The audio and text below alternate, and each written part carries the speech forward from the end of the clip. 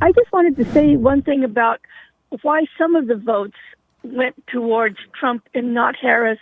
I worked at the polls for 4 days, and I witnessed one person specifically that came in with her husband, and her husband came in and said, I want to make sure that she votes for the right person. And he looked over her shoulder the whole time, and I know that he had already voted for Trump because I saw his application, and they fill out an application when you come in, Right. and they put down whether they're Republican or Democrat. Yeah. And I think she may have been coerced.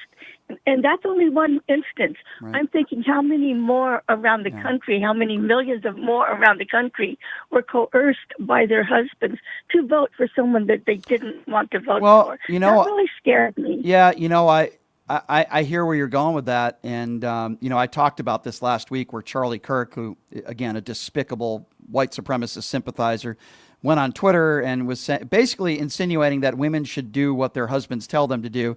He made the case that, well, some women are going to be lying to their husbands for, in fear of retribution. And the women should be able to allowed to vote for whoever they want to vote for. And let me tell you something else. And now I'm speaking to all the women in this country.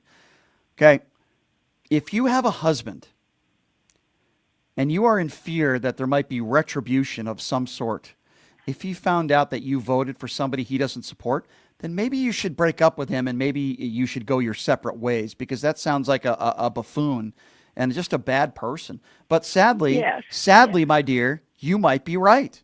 I'm sure that there are women out there that were probably afraid, that were probably in fear of retribution if they went into that voter booth and they voted for somebody that their husband didn't approve of. I think you're very valid with your thoughts on that. And that's a sad relationship, and it's a sad place we are at in our country.